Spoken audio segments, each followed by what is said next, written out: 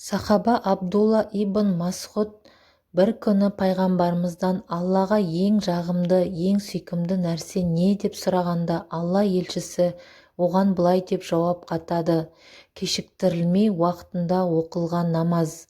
Сахаба әрі қарай сұрағын жалғастыра түседі: уа Алланың елшісі, ал одан кейінгі ең ізгі амал қайсысы дегенде, Алла Расулы ата-анаңа жақсылық жасау деп жауап қатады.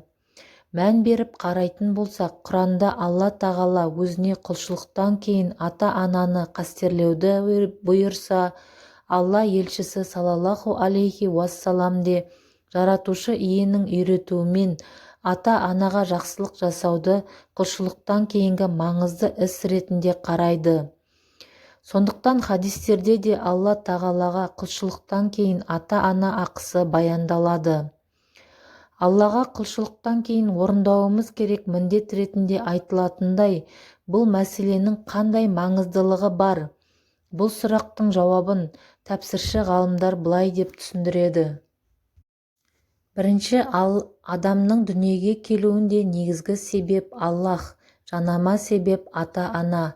Екінші, адам баласының материалдық және рухани жағынан өсіп кемелденуі ең әуелі Алла тағаланың нығметтеріне тиесілі болса, одан кейінгі орында ата-ананың жанкештілігі, өздерін сол жолда пида етуге даяр сүйіспеншілігі тұрады. Себебі ата-ана баланың жарық дүниеге келуінде дәнекер әрі оның өсіп жетілуін мойнына алатын тәрбиеші. Басқа адамдар баланың тәрбиесіне үлес қосқанымен, оның дүниеге келуіне себеп бола алмайды. Басқалары баланың өсіп жетілуіне қамқорлық жасағанымен, әке-шешесі секілді шыбын жанын шүберекке түйіп, бары мен жоғын оның жолына сарп ете алмайды. Үшінші, Алла тағала құлдарына беретін нығметтері үшін ешқандай ақы талап етпейтіні секілді, ата-ана да баласының жолына төккен бар қажыр қайраты, есіл еңбегі үшін түйірдей болсын ақы алуды ойламайды. Төртінші, Алла тағала құлдарын күнәһар болса да нығметтеріне бөлегені секілді, ата-ана да баласының тілазарлығына қарамастан өмірінің соңына дейін жанашыры болып өтеді. Бесінші, Алла тағала құлдарының жасаған жақсылықтарына өзінің ұлықтығына тән сипатпен разы болып, сауабын молынан нәсіп ететіні секілді, ата-ана да баласының жетістігіне шын жүректен шаттанып, асқар шыңға қол жеткізу үшін әрдайым демеп отырады. Сондықтан қасиетті Құран кәрімде кісі ақысына қатысты мәселеде ең әуелі ата-ананың орны айтылып, аят пен хадистерде оларға құрметтің маңыздылығы Аллаға ғибадат етуден кейінгі ретте көрсетілген. Ұрпағым, жұбанышым.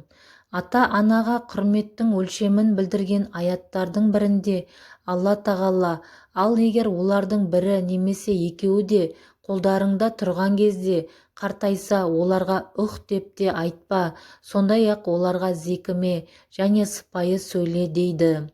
Бұл аятта Алла тағала ата-ананы неліктен екеуі деумен қатар олардың бірі деп бөліп айтқан.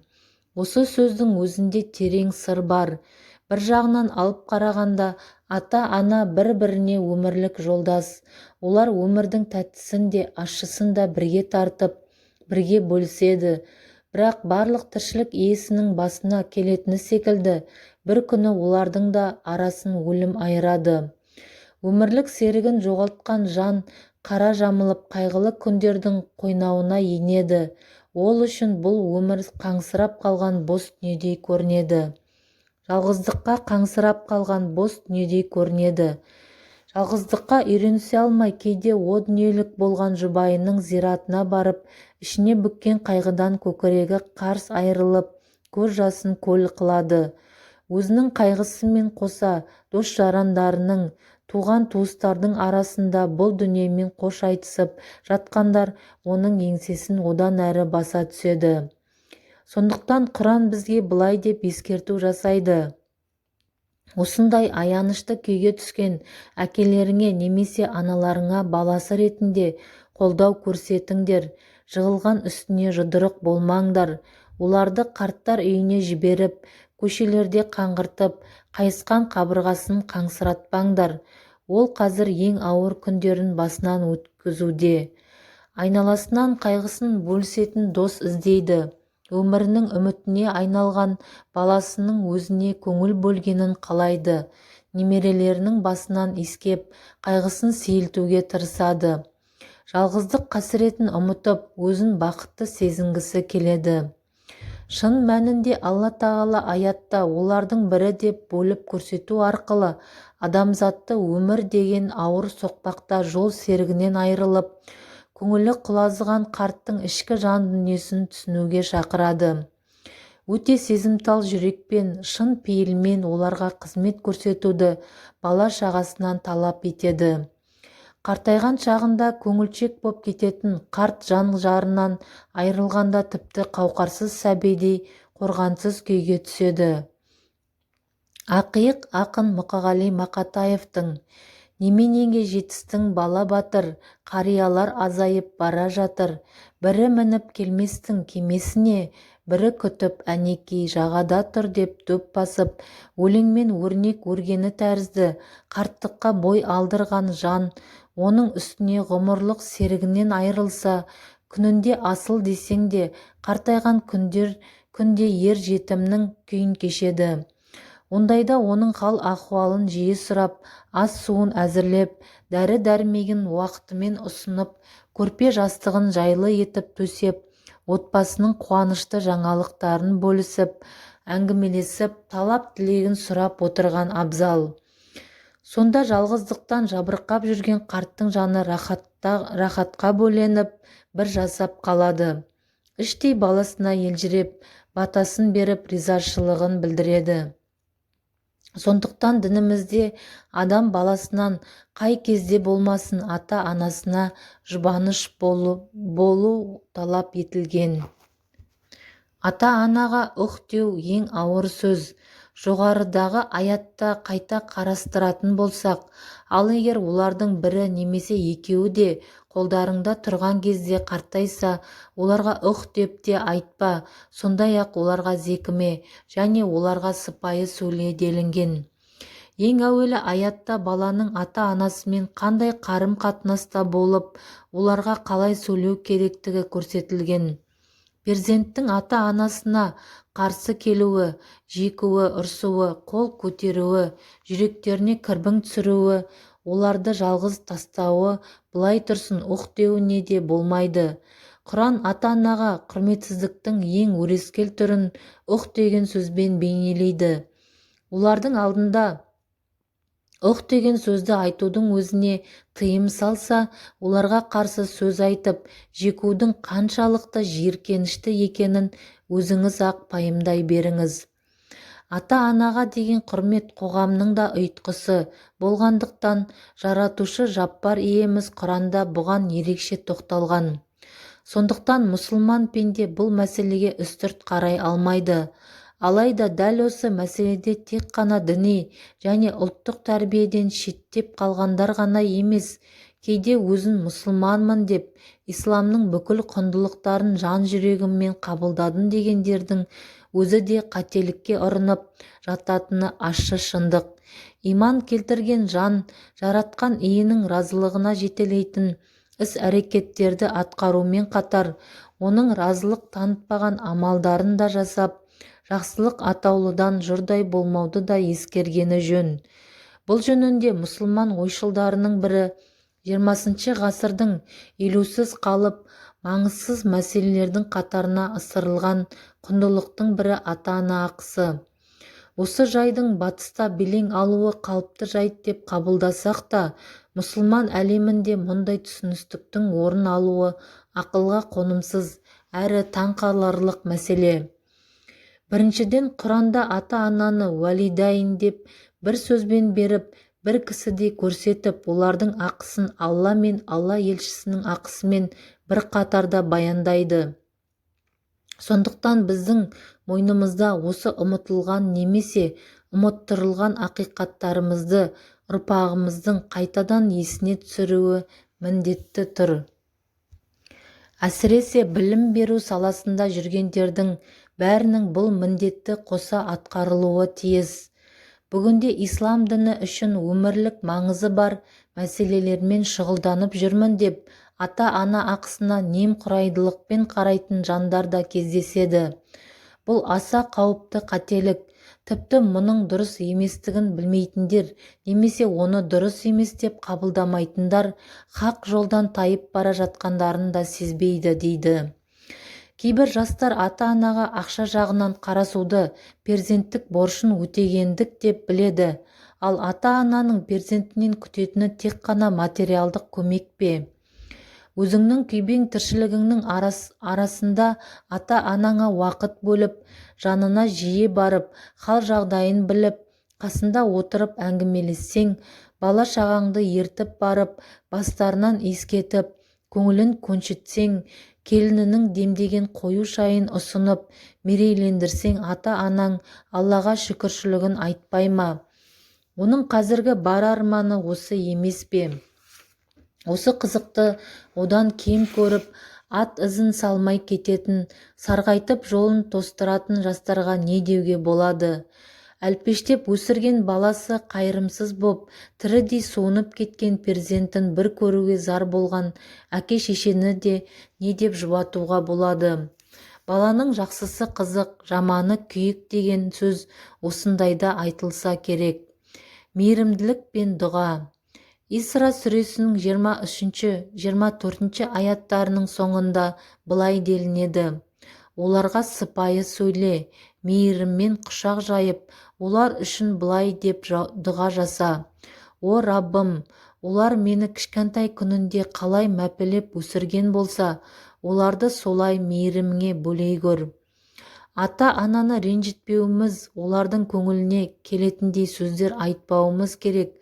Әрдайым көңілдерін жадыратып, жылы сөздер айтып, жарқын мінез танытып, олардың қас-қабағына қарап, хал-жағдайларын айтқызбай аңғарып, көңілдерін тауып, жағдайларын жасағанда кілем боп жайылып, төсек боп төселе білу қажет. Алла тағаланың ата-ана ақысына қатысты қойған бір талабы осы: иманы бардың белгісі тілінен тамар шырасы деп Шортанбай ақынның айтқанындай, имандылығымыздың нышаны іспеттес, әдептілігімізді ата-анамыздың алдында да ұмытпағанымыз абзал. Баласының сыпайы сөзі мен жылы қабағы ата-анаға үлкен қуаныш. Ибрахим пайғамбар алейхиссалам Құранда баяндалғандай, Аллаға сенбейтін әкесінің өзіне әкешім деп мейірлене сөз бастаған. Демек, ислам тарихындағы бұл ұлық оқиғаның бір ғибраты ата-ананың алдындағы әдептілікті, мұсылмандықтың белгісін білдіреді. Жоғарыдағы аятта Алла тағала бізден ата-ананың алдында сыпайы сөйлеп, кішіпейіл болумен қатар, олар үшін әрдайым қол жайып дұға жасауымызды талап етеді. Біз хақ тағаланың ұлылығын мойындап бас иеміз, ал жаратқан ие ата-анамыздың алдында да бізді құрметпен бас июімізді қалайды. Аятта ата-анамызға деген борыштарлық сезімімізді оятып, оларға қалай дұға жасау керектігін, о Раббым, олар мені кішкентай күнімде қалай мәпелеп өсірген болса, оларды солай мейіріміңе бөлей көр деп көрсетеді. Құран кәрімнің 114 жерінде Алланың Рахман және Рахим, яғни асқан мейірімді мен тым рахымды екендігі айтылады. Ал жоғарыдағы аятта бізден ата-анамыз үшін Алла тағаланың осындай шексіз мейірімін тілей отырып дұға жасауымыз талап етілген. Олар мені кішкентай күнімде қалай мәпелеп өсірген болса, оларды солай мейіріміңе бөлей көр деп дұғамызға Алла тағаланың мейірімін арқау етуді үйретеді. Әрі олар мені кішкентай күнімде қалай мәпелеп өсірген болса дей отырып, олардың осы уақытқа дейін біз үшін жасаған жақсылықтарын есімізге салып, осыны үнемі жадымыздан шығармауды ескертеді. Сонымен қатар Құранда Алла тағала Ибрахим сүресі 41 аятта Ибрахим пайғамбардың алейхиссаламның ей Раббымыз, менің ата-анамның және барлық мұсылмандардың қиямет күні күнәсін кешір деп ата-анасы үшін жасаған дұғасын бізге үлгі ретінде ұсынады. Тіпті пайғамбарымыз Мұстафаның саллаллаху алейхи уассалам үйретуі бойынша намазда біз осы дұғаны айтамыз.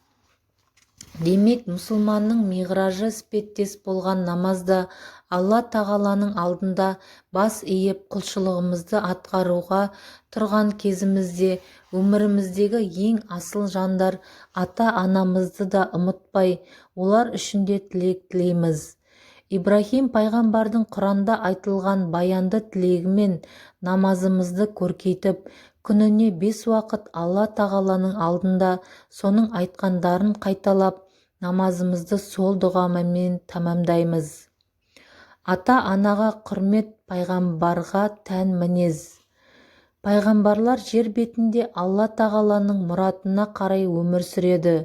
Олардың сөйлеуі, күлуі, демалуы, күнделікті тіршілігі мен әлеуметтік қарым-қатынастары бейне бір Алланың рұқсатымен жасалып жатқан іс-әрекеттер секілді. Олар тікелей Алла тағаланың ұлық тәрбиесімен өскен үлгілі адамдар.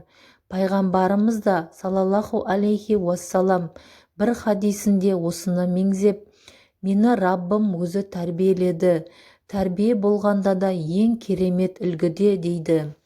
Пайғамбарлар іс-әрекеттері мен көзқарастары арқылы бізге жол көрсетеді. Біз оларға қаншалықты ұқсасақ, иләхи ақлақты соншалықты бойымызға сіңірген боламыз. Құран кәрімде баяндалғандай, Әзірет Иса пайғамбардың анасына құрмет көрсету мәселесінде Алладан әмір алғанын және осы қасиетімен адамдарға үлгі болғанын көреміз. Ол Алла тағаланың бұл жақсылығын былай тілге тиек етеді. Қайда жүрсем де Алла мені құтты, мүбәрәк етті. Өмірімнің соңына дейін маған намаз оқуды, зекет беруді парыз қылды. Анама мейірімді, қайырлы перзент етіп, еш уақытта дөрекілік пен бейбақтыққа ұрындырмады. Олай болса, ата-анаға құрмет әу бастан пайғамбарларға тән қасиет. Алла тағала пайғамбарлардың ата-аналарына көрсеткен құрметтерін Құранда баяндап, олардың осы әрекеттерін бізге үлгі ретінде ұсынады. Мұхаммед пайғамбардың саллаллаху алейхи уассалам әкесі өзі әлі дүниеге келмей тұрғанда, ал анасы 6 жасқа толған кезінде өмірден озғанды. Сондықтан пайғамбарымыздың көзі тірісінде ата-анасына көрсеткен құрметі жайлы дерек кездеспейді. Алайда пайғамбарымыз өзінің сүт анасы Әзірет Халимаға барынша құрмет көрсеткен. Бір күні Халиманың келгенін көріп, орнынан тұрып, өзінің шапанын оның астына төсеніш ретінде төсейді. Ол кезде тіпті Халиманың мұсылман болып болмағандығы да беймәлім еді. Соған қарамастан пайғамбарымыз саллаллаху алейхи уассалам сүт анасына деген құрметін осылайша білдіреді. Оған деген құрметінің белгісі ретінде сахаба мазары саналатын Мәдинадағы Бақи мазарлығынан оған да орын алғызады. Құранда Сүлеймен пайғамбардың ата-анасы үшін «Уа Раббым, мені үнемі маған және ата-анама берген нығметтерің үшін шүкіршілік ететін құлдарыңнан ете көр» деп дұға еткендігі баяндалады. Осылайша ол Алла тағаланың ата-анасына берген жақсылықтарын ұмытпай, ата-анасының атынан шүкіршілік білдіруді өзіне борыш санайды. Мәриям сүресінің 41-48 аяттарында баяндалғандай, Ибрахим пайғамбар әкесі Әзәрді таухидке, бір Аллаға иман етуге шақырады. Бірақ әкесі оның сөзін тыңдамайды. Сонда Аллаға сенбейтін әкесімен әңгімелесу барысында Ибрахим пайғамбардың қалай әрекет еткені Құранда былайша баяндалады. Бір күні ол әкесіне былай деді: «Әкешім, неліктен сараң, көр, саған ешқандай пайдасы жоқ нәрсеге табынасың? Әкешім, ақиқатында сен бұрын-соңды естіп білмеген бір ілім маған берілді. Олай болса, менің айтқандарыма құлақ сал, сені тура жолға бастайын. Әкешім, шайтанға құлдық ете көрме, себебі шайтан өте мейірімді Аллаға қарсы келді. Әкешім, Алланың азабы басыңа келіп, шайтанның жетегінде кетесің бе деп қорқамын. Ибрахим пайғамбардың мәңгілік бақыт пен мәңгілік өкініш секілді екі жолдың торабында тұрған әкесі үшін шыр-пыр болып, оны бақыт жағына қарай тартуға тырысады. Жоғарыдағы аятта ол 4 мәрте әкешім деген сөзді қолданады. Әкесі оның сөзін тыңдамайтынына көзі жеткен кезде аман сау болып, Раббымнан сен үшін кешірім сұраймын, Раббым маған жақсылығын нәсіп етеді дейді. Ибрахим пайғамбар осындай қиын кезеңнің өзінде әкесінің жүрегін жараламауға ерекше мән береді. Міне Құранда баяндалғандай және ардақты пайғамбарымыздың өмірінен көргеніміздей, ата-ананы құрметтеу пайғамбарларға тән мінез болған. Олар Алланың жер бетіндегі елшілері бола тұра, ата-аналарын құрметтеуді естерінен бір сәтте шығармаған. Ұлы жаратушы иенің оларға берген тәрбиесі осындай мінсіз иләһи тәрбие болатынды. Алла тағала Құранда өзінің сүйікті құлдарының осы ізгі істерін бізге үлгі өнеге ретінде ұсынады. Перзенттік парыз. Ата-ананың ақысын өтедім деу мүмкін емес. Себебі адам жатырда пайда болған күннен бастап үнемі ата-ананың арқасына арқалаған жүгі болады. Ал ата-ананың баласына деген мейірімінің тереңдігі мен баланы өсіру жолында тартқан азаптарының мөлшерін анықтау мүмкін емес. Сондықтан оларды қадір тұтып, құрметтеу адамдық борышымыз әрі міндетіміз. Оларға қаншалықты қарыздар екенімізді өлшеп біле алмаймыз. Көрген қиыншылықтарын тек қана өздері, сосын Алла біледі. Сол себепті оларға жасаған барлық жақсылығымыз бізге жасағандарының қасында теңіздің тамшысындай болып қала бермек. Ата-ананың ақысын өтеудің мүмкін еместігі жайында пайғамбарымыз саллаллаху алейхи уассалам бір хадисінде адам әкесінің алдындағы борышын өтей алмайды. Тек қана әкесі құлдыққа түсіп қалып, баласы оны құлдықтан құтқарса ғана борышын өтеген болуы мүмкін деп баяндайды. Хадистегі айтылған жайт құлдық жүйе келмеске кеткен бүгінгі заманда ескіліктің қалдығындай көрінуі мүмкін. Себебі қазіргі таңда құлдық құрылымы жойылған. Ал пайғамбарымыздың саллаллаху алейхи уассалам кезеңінде құлдық кең тараған әдет еді. Тіпті оның зиянды белгілері 18-19 ғасырларға дейін жалғасын тапты.